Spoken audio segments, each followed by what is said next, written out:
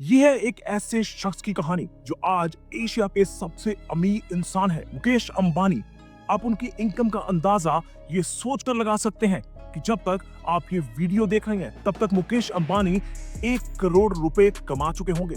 मुकेश अंबानी की बेटे की शादी के शानदार फंक्शन ने दुनिया भर के सेलिब्रिटीज को अपनी तरफ खींच लिया।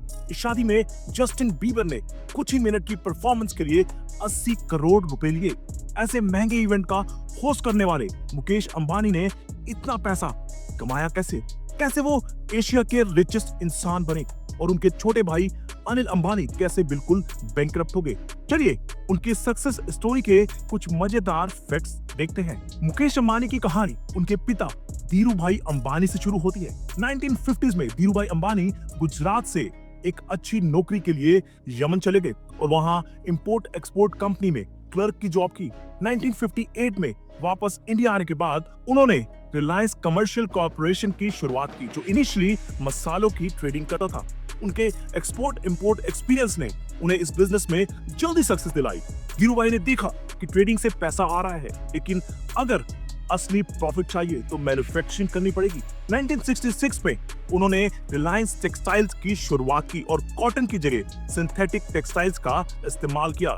ये मूव उन्हें सरकारी पॉलिसी से बचाने के साथ साथ सस्ते और पॉपुलर फैब्रिक्स बनाने में भी मददगार साबित हुआ। रिलायंस ने 1980s तक इंडियन टेक्सटाइल मार्केट में अपनी जगह बना ली थी। धीरूभाई अंबानी ने सोचा कि अगर पेट्रोकेमिकल्स भी अपने कंट्रोल में हो तो टेक्सटाइल प्रोडक्शन और सस्ता हो जाएगा, इसलिए उन्होंने अपना पेट्रोकेमिकल बिजनेस भी स्टार्ट किया। 1991 में जब इंडिया इकोनॉमिक लिबरलाइजेशन की तरफ बढ़ा तो रिलायंस ने अपनी ग्रोथ को और एक्सेलरेट कर दिया। 2002 में धीरूभाई अंबानी की डेथ हुई और कंपनी के कंट्रोल को लेकर मुकेश और अनिल अंबानी के बीच डिस्प्यूट शुरू हो गया। बोर्ड ने डिसाइड किया कि ज्यादा कंट्रोल मुकेश अंबानी को मिलेगा और यहीं से दोनों भाइयों के बीच दरार आनी शुरू हो गई। उनकी मां कोकिलाबेन अंबानी ने दोनों के बिजनेस को डिवाइड करने का फैसला किया ताकि कॉन्फ्लिक्ट ना हो। मुकेश अंबानी को रिलायंस के पेट्रोकेमिकल्स, ऑयल, गैस और मैन्युफैक्चरिंग सेगमेंट मिले, जबकि अनिल अंबानी को टेलीकॉम, पावर और एंटरटेनमेंट बिजनेस मिला। मुकेश अंबानी ने अपने हिस्से वाले बिजनेस को एक्सपैंड करना शुरू किया। जामनगर रिफाइनरी को उन्होंने दुनिया की सबसे बड़ी पेट्रोलियम रिफाइनरी बना दिया। इस रिफाइनरी से कंपनी का प्रॉफिट एक्सपोनेंशियली बढ़ने लगा। मुकेश अंबानी का दायरा सिर्फ ऑयल और पेट्रोकेमिकल्स तक सीमित नहीं रहा, उन्होंने रिटेल मार्केट में भी एंट्री की। रिलायंस रिटेल ने इंडिया के अलग अलग शहरों में सुपरमार्केट चेन्स लॉन्च किए जहां सभी प्रोडक्ट्स डिस्काउंट पर मिलते थे। इससे रिटेल इंडस्ट्री में एक रेवोल्यूशन आया और रिलायंस रिटेल मार्केट लीडर बन गया। क्रिकेट की सबसे बड़ी league Indian Premier League IPL में भी मुकेश अंबानी ने एंट्री की और मुंबई इंडियंस टीम खरीदी। ये टीम IPL की सबसे वैल्यूएबल और प्रॉफिटेबल टीम बन गई। मुकेश अंबानी ने 2016 में टेलीकॉम इंडस्ट्री में एक बड़ा कदम उठाया और रिलायंस जियो लॉन्च किया। जियो ने शुरू में सब कुछ फ्री ऑफर किया, जिससे करोड़ों लोग जियो के यूजर्स बन गए। फ्री डाटा और कॉलिंग ऑफर्स से जियो ने मार्केट में अपने कॉम्पिटिटर्स को हिला कर रख दिया। जियो ने इतनी रैपिड ग्रोथ दिखाई कि विद इन मंथ्स ही ये इंडिया की सबसे बड़ी टेलीकॉम कंपनी बन गई। 4G नेटवर्क लॉन्च करने के बाद जियो ने 5G और अब 6G टेक्नोलॉजी पर भी काम करना शुरू कर दिया है। मुकेश अंबानी के एग्रेसिव प्राइसिंग ने मार्केट से कई टेलीकॉम प्लेयर्स को एलिमिनेट कर दिया। 2024 में मुकेश अंबानी ने एक और बड़ा धमाका किया जब उन्होंने डिज्नी के साथ $8.5 बिलियन का कॉन्ट्रैक्ट साइन किया ताकि इंडिया की सबसे बड़ी मीडिया कंपनी बन सके। आज रिलायंस की हर सेक्टर में प्रेजेंस है, पेट्रोकेमिकल्स, टेलीकॉम, रिटेल, मीडिया और स्पोर्ट्स। मुकेश अंबानी की नेटवर्थ $122 बिलियन से भी ज्यादा है। अगर अमेरिकन बिलियनियर्स को हटा दिया जाए तो मुकेश अंबानी दुनिया के दूसरे सबसे अमीर इंसान कहलाए जाएंगे। मुंबई में उनका घर एंटीलिया दुनिया के सबसे महंगी प्राइवेट रेजिडेंसीज में से एक है।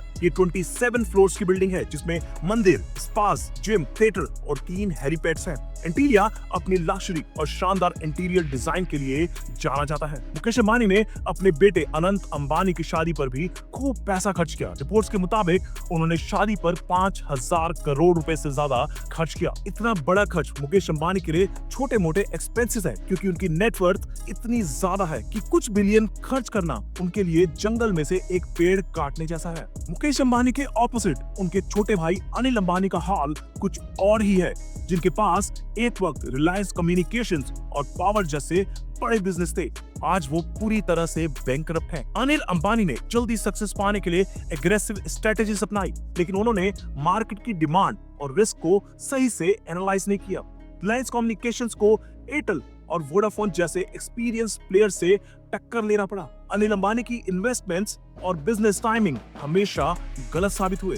ज्यादा हाई रिस्क सेक्टर्स में इन्वेस्टमेंट्स ने उनके ग्रुप को और गिरा दिया। एक वक्त ऐसा आया जब मुंबई कोर्ट ने अनिल अंबानी को एरिक्सन के ड्यूज क्लियर करने का ऑर्डर दिया। जब वो पैसा देने में फेल हुए तो उनके बड़े भाई मुकेश अंबानी ने एंट्री ली और उनकी तरफ से पेमेंट की ताकि वो जेल जाने से बच सकें। आज अनिल अंबानी की नेटवर्थ 0 है और उन्होंने यूके कोर्ट में अपने बैंकरप्सी डॉक्यूमेंट्स फाइल किए हैं।